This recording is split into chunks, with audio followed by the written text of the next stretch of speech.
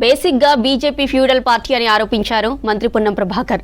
BJP leaders BC రిజర్వేషన్లు ఒకవైపు మద్దతు ఇస్తూనే మరోవైపు వ్యతిరేకంగా పనిచేస్తున్నారని ఆగ్రహం వ్యక్తం చేశారు.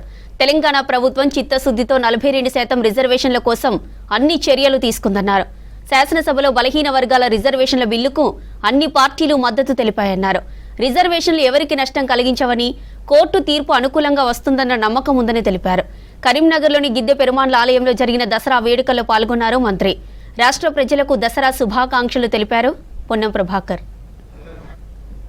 ఆనాడు తెలుసో తెలియకనో బలహీన వర్గాల పట్ల ఏం రాజకీయం మాట్లాడదలుచుకోలే, కానీ 2018 ఒక చట్టం తెస్తే 50% లిమిట్ తోటి ఆ రోజు చట్టం తెస్తే దాన్ని మారుస్తూ 2.5 నెలల కింద ఆర్డినెన్స్ తెచ్చాం.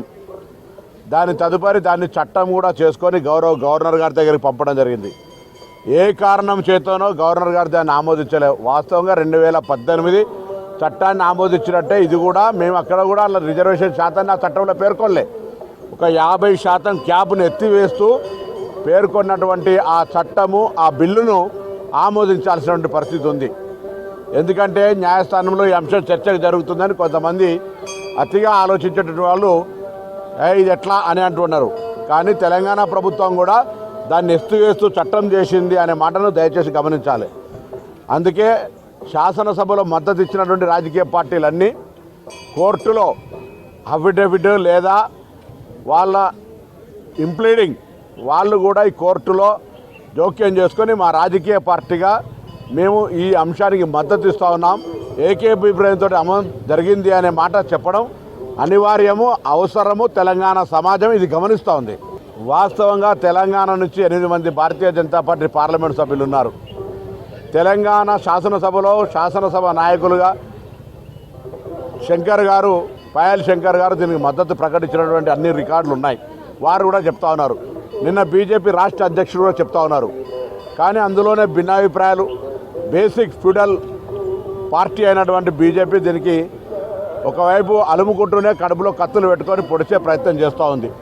కాబట్టి తెలంగాణ ప్రభుత్వ చిత్తశుద్ధితోటి అన్ని రకాల చర్యలు తీసుకొని న్యాయపరమైనటువంటి అంశాలను అన్నీ కూడా పరిగణలోకి తీసుకొని ఇవాళ ఈ యొక్క 42% రిజర్వేషన్ ప్రక్రియ తీసుకొచ్చింది. సజావుగా ఎన్నికలు సాగడానికి సంబంధించి ఎన్నికల కమిషన్ నోటిఫికేషన్ కూడా ఇచ్చింది. తెలంగాణ ప్రభుత్వము ప్రజల రాజకీయ పార్టీల ఆకాంక్ష. ఇది దేశానికి సంబంధించిన ఎన్నికలు కాదు, రాష్ట్ర స్థానిక సంస్థలకు సంబంధించిన ఎన్నికలు.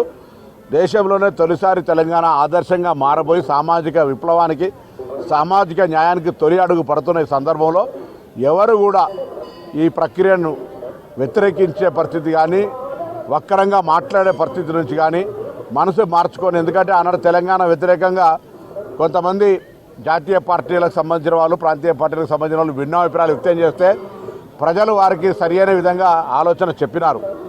ఇవాళ కూడా ఇందులో ఎవరైనా ఈ అంశాల పట్ల భిన్నాభిప్రాయాలున్నా పార్టీల మీద అన్ని ఏకాభిప్రాయంతో చెప్తున్నప్పుడు దానికి మాట్లాడుకుంటే వాళ్ళకి గౌరవం. కానీ వాళ్ళు అదేవిధంగా ఈ అంశాన్ని నష్టం కలిగే విధంగా మాట్లాడుతుంటే తెలంగాణ బలహీన వర్గాల సంఘాలు, మేధావులు, ఉద్యోగ సంఘాలు, సమాజం ఎవరు చూస్తూ ఊరుకోవద్దని కోరుతానో ఇది మంచి పద్ధతి కాదు.